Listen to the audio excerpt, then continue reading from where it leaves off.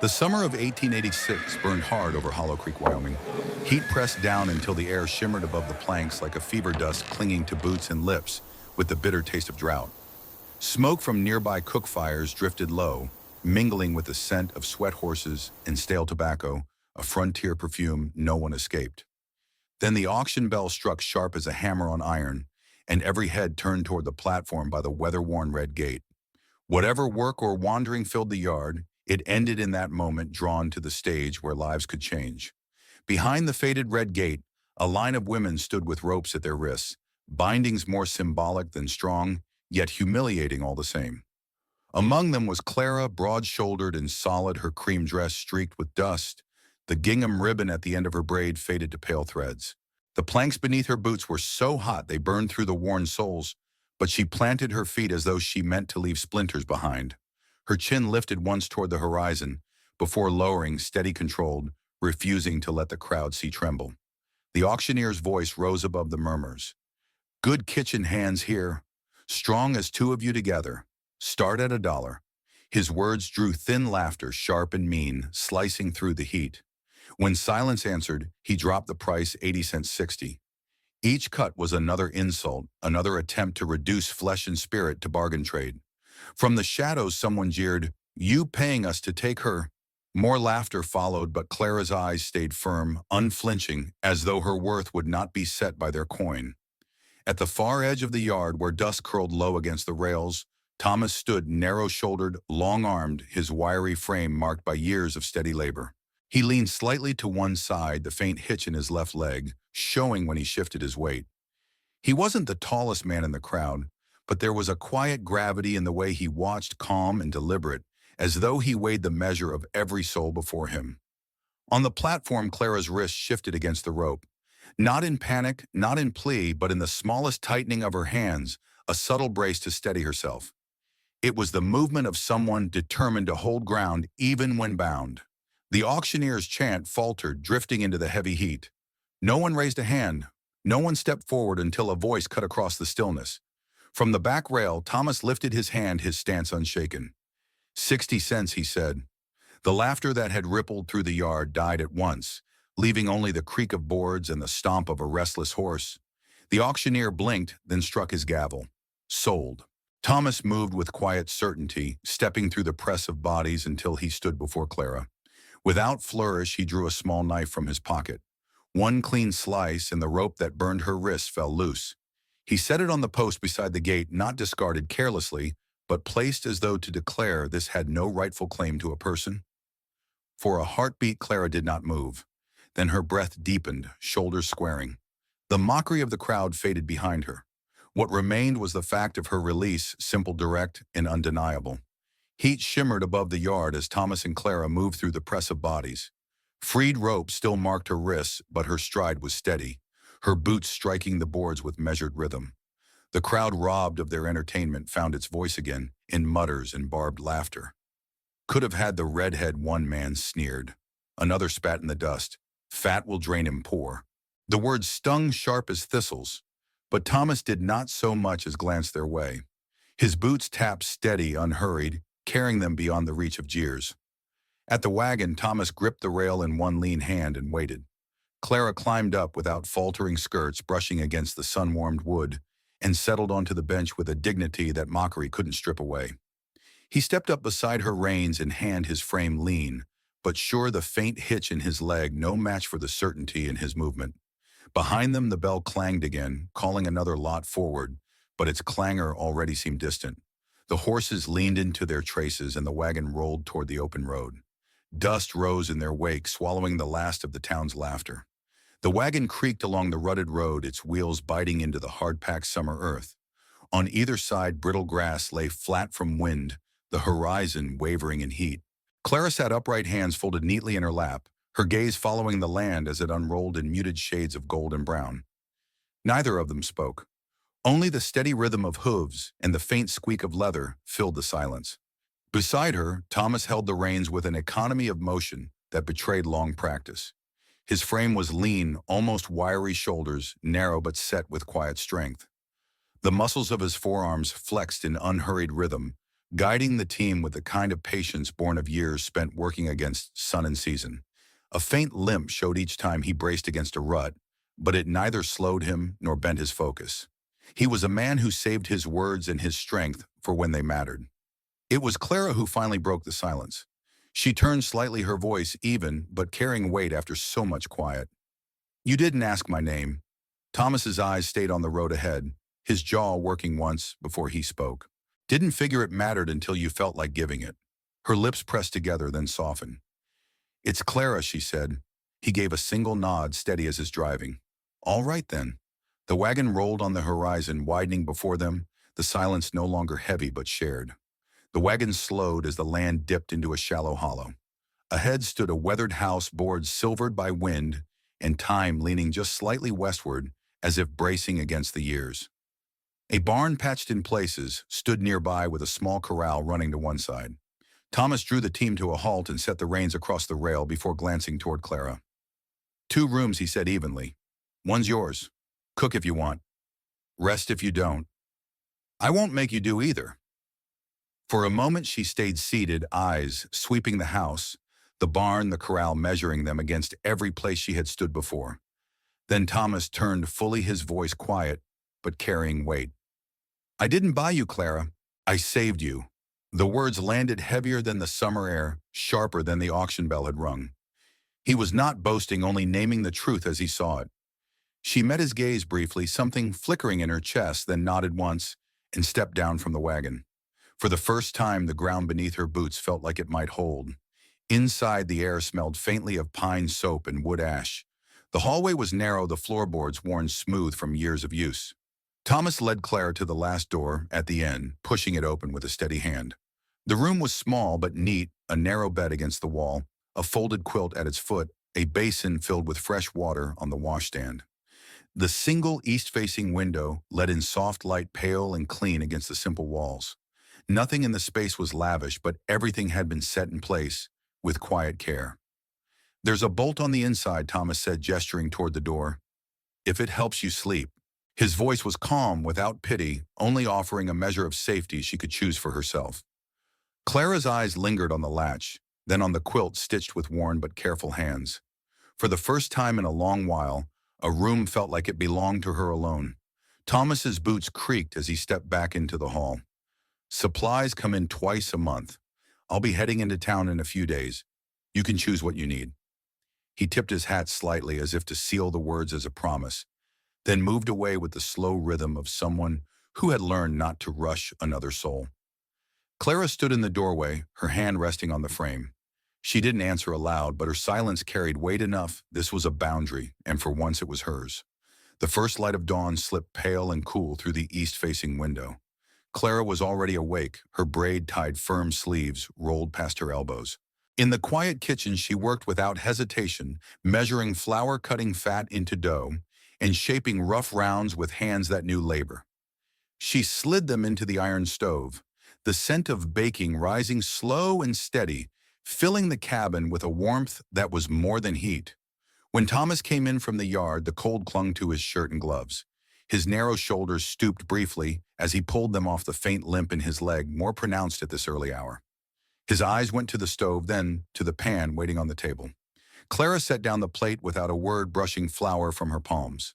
He picked up one biscuit and bit in. His chewing was slow, deliberate. Then he gave a short nod. "Best I've had in years," he said simply. No more words followed, but his gaze lingered on her before he reached for a second piece. Clara didn't smile outright, but something eased in her shoulders. For a woman used to barbs and bargains, a plain compliment held the weight of gold. After breakfast, Thomas slid a slip of paper across the table. The handwriting was neat and slanted, flour, coffee, salt, thread. "Supplies," he said. "I was bound for town soon. You can come along if you like." It wasn't an order nor a request, just a door quietly opened. Clara studied the list, then gave a single nod. In the silence that followed, the trust was clearer than speech. He had given her not just a meal to share, but a place to decide. And that, she understood, was rarer than kindness. It was respect. The wagon rattled into Hollow Creek beneath a pale veil of morning cloud, the road lined with brittle grass that bent to the wind. Clara sat upright on the bench list folded in her lap, her eyes steady on the street ahead. Beside her, Thomas handled the reins with his usual economy. No flourish, no wasted motion. Each pull measured each shift of his wiry frame, betraying the faint limp in his left leg. They halted outside the freight office where Earl Gibbons, a neighboring rancher, leaned against a post, arms folded across a chest gone soft with comfort. His gaze flicked toward Clara and back again the way a man sizes stock. A smile tugged at one side of his mouth. "You ever decide you don't want her?" Earl drawled. "I've got a hand who could work her keep. Trade you a pair of good mules." The words fell with a thud heavier than dust. Clara kept her eyes forward, knuckles tightening around the folded slip of paper. Thomas's answer came calm but final. "Not happening." Earl chuckled, pushing once more. "She'd be better off." Thomas cut him short, his tone firm as fence posts driven deep. "She's not up for trade. Not now. Not ever." No anger, no raised voice, only certainty. Earl blinked, unsettled by the quiet conviction, and shifted his stance before muttering an awkward farewell. The conversation ended there. Thomas returned to the wagon without looking back. Clara released the breath she had been holding. He climbed onto the bench, reins loose in his hands, expression unchanged. The creak of harness leather filled the silence as they rolled forward. To the world, it was a small exchange. To Clara, it was everything, proof that she was no one's bargain, no one's mule, but someone he would not let others diminish. The bell above the general store door gave a flat chime as Clara stepped inside, the folded list in her hand. Shelves lined with bolts of fabric and jars of spice stood in tidy rows, but the air carried more than the smell of soap and coffee. It carried judgment. Two women leaned together near the fabric counter, their whispers pitched just loud enough to reach her. "That's her," one murmured. "Didn't cost him much," the other smirked. "Doubt she'll last long at his table." Clara's hands never faltered. She selected her thread and cloth with quiet precision, placed them neatly on the counter, and met Sadie Miller's sharp stare without a blink. "Jonas treating you decent?" Sadie asked, voice edge like a knife. "As well as can be," Clara replied evenly. When Sadie pressed further, hinting at her appetite, Clara's answer was steady. "I put back what I take out, and I've never taken what wasn't mine." The silence that followed was sharper than any laugh. Clara paid her total, gathered her bundle, and walked out with her chin level, leaving no space for further insult. That evening on the porch, the air carried the smell of wheat and smoke. Thomas sipped his coffee, eyes on the horizon. "They say something?" he asked quietly. "They always do." He studied her profile for a moment before speaking. "They're wrong about you. It wasn't flattery. It was truth, and for Clara, it was worth more than any defense spoken inside that store." Autumn drifted slowly into Hollow Creek, the mornings crisp with frost, and the evenings carrying the smell of wood smoke. Clara's rhythm on the ranch shifted almost without notice. What had begun as quiet gestures, feeding hens, folding laundry, grew into tasks of trust. She closed the barn at night, checked the water troughs, and began tallying grain in a small notebook, her figures quick and sure. When Thomas rode the fence line, she often rode with him, her gaze scanning the posts and rails as if she'd always belonged to this land. One afternoon, the prairie light slanted gold across the west field. Thomas leaned against a weathered fence post, running long fingers over the split wood. His movements were deliberate, careful. Clara had noticed it before, the faint hitch in his step, the way he braced himself when the ground dipped. "You favor that leg," she said at last, her tone not prying, but matter of fact. He straightened slowly, eyes narrowing at the horizon. "Horse went over on me when I was 20. Bone-heeled crooked. Left me out of the cavalry. Kept me here." The words carried no bitterness, just the weight of a fact that had shaped his life. Clara studied him for a moment, then nodded. Could have been worse. A small half-smile tugged at his mouth. Was worse for the horse. The silence between them held no awkwardness, only recognition. Two people who had each borne scars, visible or not, and learned to keep moving. Thomas tested the post once more, then glanced toward her. "You spotted that break before I did," he said.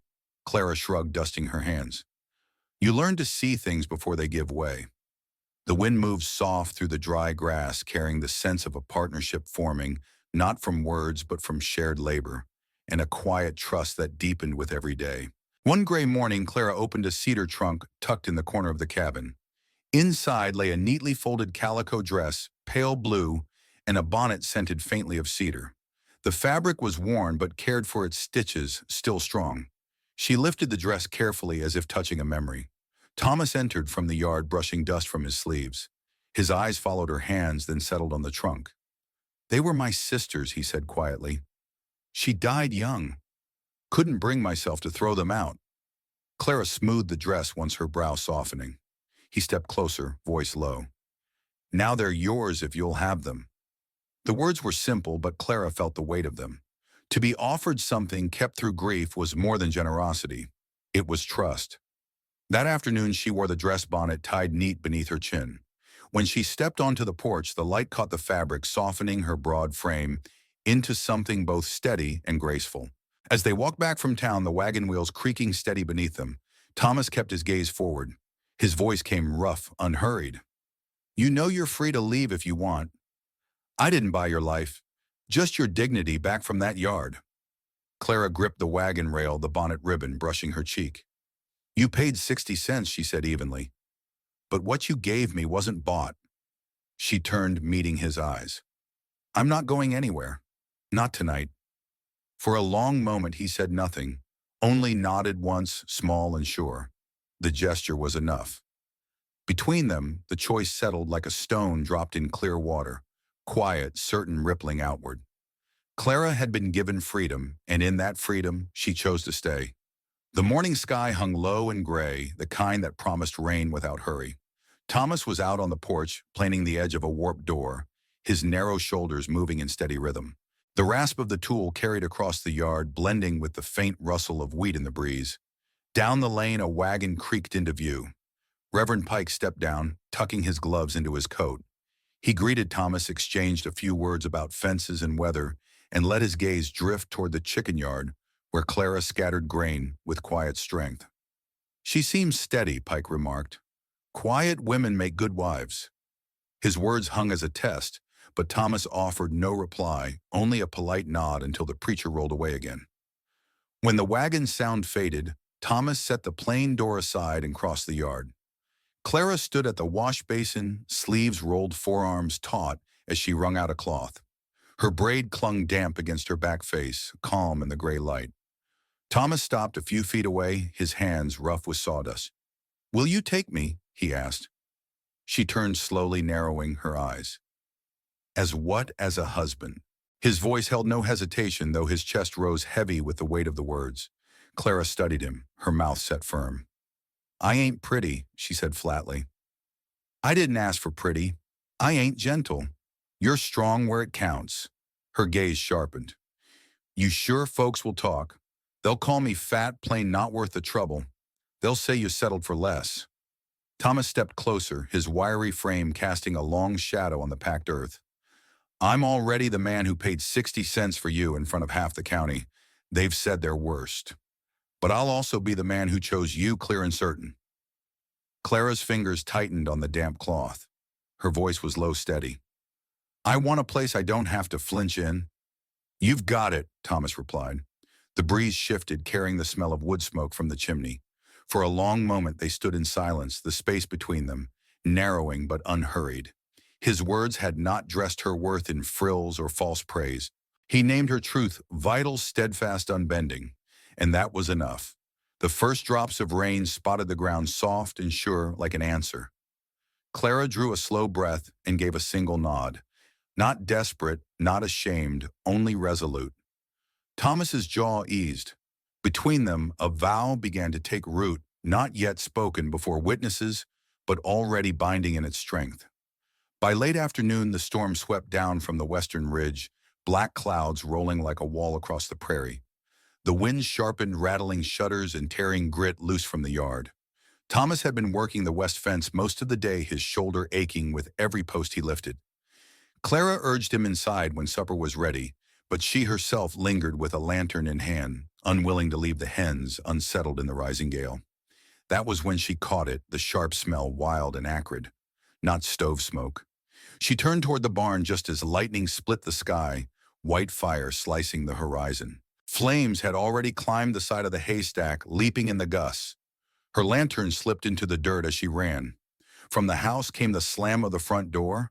Thomas emerged, bareheaded, boots half on one hand, clutching a bucket at the other, braced against his bad shoulder. His voice was hoarse against the wind. "Get back, Clara, roof goes. It'll take you with it." "I'm not leaving the horses," she shot back, voice breaking against the roar. "You'll burn with them if you stay." She didn't stop. Throwing her weight against the stall door, she forced it open the wood. Groaning. Inside, a mare reared eyes, wild nostrils flaring in smoke. Clara untied the rope, slapped the flank, and sent the horse bolting into the storm. Thomas was at her side now, his wiry frame moving with desperate precision, hurling water on the flames, hacking dry beams with a shovel. Another stall rattled with panic, a gelding trapped hooves hammering the floor. Clara lunged for the halter, pulling with every ounce of strength. "I've got him!" Thomas barked, seizing the rope and dragging the animal clear just as the first beam cracked overhead. The barn groaned, then the roof sagged. Thomas lunged forward, shoving Clara hard into the dirt as the flaming beam crashed where she had stood. Heat seared the air, rain hissing against the blaze. She gasped, coughing smoke. "You fool," Thomas rasped, holding her down with his body. "You should have run. I wasn't about to let your horses die," she coughed back. "I don't run from things." His eyes burned even through the smoke. "No, you don't." Behind them, the barn collapsed in a roar of sparks and timber. Horses thundered loose into the storm, free but alive. And on the soaked earth side by side, their chests heaving, Clara and Thomas found themselves bound not by words but by the knowledge that when fire rose, neither had left the other to stand alone. It was more than survival. It was proof their strength was doubled when joined. The storm had broken the barn, but the rain had smothered the fire before it could spread. By nightfall, the yard lay in sodden ruin, the smell of smoke still clinging to the air. Clara sat on the porch wrapped in a blanket, her face streaked with soot, her braid damp against her shoulders. A lantern swung faintly overhead, its glow catching the tremor in her hands as she tried to hide them in the wool. Thomas came up the steps slowly, his limp more pronounced after the night's battle. He carried a damp cloth and pressed it gently to her brow. For a long while he said nothing, only studied her, as if reassuring himself she was truly there. Finally his voice came rough low. "I thought I lost you in there." Clara exhaled shakily. "I was scared, but I didn't stop." "No," he agreed, his gaze unwavering. "You never do." The silence deepened, filled only by the hiss of rain in the grass. Then she asked, softer, "Why'd you come for me? You could have fought the fire, saved your tools, your roof. But you came straight to me." His calloused hand lifted, cupping her soot-marked face. "Because I'm not about to bury another woman who gave me back my life." His eyes, tired but burning clear, locked on hers. "I didn't marry you that day at the auction, Clara. But I think I started loving you then. And every time you stood your ground, since when they mocked you, when you held steady, I loved you a little more." Her throat tightened. She gave a breathless laugh through the ache. "I ain't pretty. I ain't gentle. I snore." His smile was crooked, weary but whole. "Neither am I. But I reckon we'll keep each other awake." Her hand slid from the blanket to his, gripping firm. "You're not perfect, Thomas." He shook his head slowly. "Neither are you. But together we're enough." Under the lantern's glow, soot and rain still on their skin, she leaned forward and kissed him steady and sure. It wasn't for show, it was a vow. And in that moment the decision was sealed. The wedding would come plain and unadorned, but theirs. The wedding came quietly, not beneath church rafters or before a watching crowd, but in the heart of the cabin's kitchen. Dawn light slanted pale through the window, falling across the rough-hewn table, where Clara had set her hands only hours earlier, dusted with flour from the biscuits she'd begun at first light. She did not trade her work dress for white silk. Sleeves rolled, apron tied, she stood as herself, sturdy, unvarnished, and unafraid. Reverend Pike opened his Bible, voice steady as the stove's low fire. Thomas stood opposite her, lean frame squared with simple certainty. No grand words, no flourishes, just vows spoken plainly, the kind that could weather years. "I take you, Clara," Thomas said, his voice rough but sure. "I take you, Thomas," she answered, her tone strong, almost fierce. When the Reverend closed his book, they didn't hesitate. Their kiss was steady, certain, born not of ceremony, but of choosing. The flour still on her hands brushed his jaw, leaving a faint white mark like a seal. In that moment, marriage was not lofty, it was lived rooted in labor and meant to last. The news of their kitchen wedding traveled faster than the wind across Hollow Creek. By the time Thomas and Clara returned to town for supplies, every pair of eyes seemed to follow them. Inside the general store, the air turned taut the moment they stepped through the door. Shelves of fabric and tins became excuses for whispers, and conversations dropped low behind cupped hands. Sadie Miller, sharp-eyed behind the counter, tallied their list with pursed lips. Her gaze slid toward Clara, lingering on the curve of her shoulders and the sturdy way she stood. "All this sugar, flour, and honey," she said coolly. "Best be careful, Thomas, or she'll eat you out of house and home." The words cut through the hush, drawing quick smirks from two women near the fabric bolts. Clara's cheeks warmed, but she did not look away. She lifted her chin and waited. Before she could speak, Thomas stepped closer to the counter, his lean frame, squared eyes fixed on Sadie with unflinching calm. "If I keep her fed," he said, voice steady and carrying to the far wall, "then she won't need to waste her strength biting back at folks who forget their manners." The store went still. The smirks faded, replaced by shifting feet and lowered gazes. A man near the stove coughed into his hand. Someone muttered under their breath, but no one dared answer aloud. Sadie's face flushed dark, her ledger snapping shut harder than it needed to. She rang the total and slid the parcel forward without another word. Clara gathered the items with measured movements, her pride held steady in her hands. Outside, the wagon wheels creaked as Thomas tied the sacks in place. His jaw was set hard, but when he glanced at her, his eyes softened, the tension easing. Around them, the town still whispered, still measured, still weighed. But in that moment, Clara felt the ground shift. Not because the world approved, but because Thomas had spoken where others would not. Together, they climbed onto the wagon bench, leaving the store and its silence behind.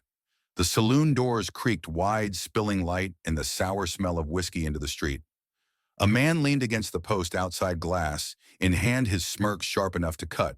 His voice carried, meant for all to hear. "Hey, cowboy, that the same woman you bought at auction? Figured you'd have traded up by now." The words hung heavy, the kind designed to sting. Clara froze on the wagon bench, her fingers tightening against the wood. For a heartbeat, the air around them went silent, just the clink of the glass and the lazy laughter of the man's friends. Thomas turned, slow shoulders straightening his wiry frame, seeming taller than it was. His eyes locked on the heckler, calm as iron, but final. "Say that again." The man blinked, grin faltering, but he tried. "I said," he didn't finish. Thomas's fist struck clean, a single blow to the gut that folded him hard. The glass shattered in the dirt as he gasped for air. His friends shifted, uncertain, but none stepped forward. The quiet on the street was thicker now, edged with respect. Thomas dusted his hands, his voice low but caring. "You open your mouth about her again, and I'll close it for good." No one answered. The man wheezed on the ground, his pride broken as much as his breath. Back on the wagon, Thomas took the reins. "Too much?" he asked. Clara's lips curved, steady and sure. "No. Just enough." The line was drawn and the town knew it. The prairie stretched wide beneath the fading sun, wheat fields rolling like rivers of gold in the evening wind. The wagon creaked along the rutted road, its wheels humming, with a rhythm that felt almost like heartbeat. Clara sat upright, hands folded loosely in her lap, her gaze fixed on the horizon as long shadows reached across the land. Beside her, Thomas held the reins, easy but steady, his wiry frame leaning into the sway of the bench. Neither spoke, but the quiet was no longer hollow. It carried a weight of presence, the hum of two lives slowly finding their step in unison. By the time they turned into the yard, the sky had shifted to copper and violet. The porch rail caught the last glow, and the house leaned westward as it always had. But it no longer looked like a place waiting. It looked like a place lived in. Inside, they unpacked in an easy rhythm, flour on the shelf hinges, tightened small chores done without hurry. Each movement answered the other two parts of a single cadence. When the work was finished, Thomas carried their mugs of coffee out to the porch. The boards creaked beneath their weight as they settled side by side on the bench. The fields darkened before them, the breeze soft with the scent of dry grass. Clara tilted her face toward the sky, her braid brushing her shoulder. "You never asked me why I stayed," she said quietly. Thomas glanced her way, the lamplight from inside catching the edge of his jaw. "I'm asking now." Clara's eyes traced the stars as they pierced the dusk one by one. Her voice came steady, not a whisper, but not loud. Because this is the first place I've ever been more than a burden. Every other roof I was something to endure. Here she turned to him, her gaze unwavering. I am part of it. Thomas's hand tightened gently around his cup, but he said nothing. Words weren't needed. The silence between them filled with agreement warmer than any vow. Clara reached across the small space, her fingers brushing his. He met her grip firm and certain. Together they sat beneath the wide Wyoming sky, the porch holding steady under them, the stars spreading bright and endless overhead. No audience, no judge, just the two of them shaping a home that belonged to no one else's opinion but their own.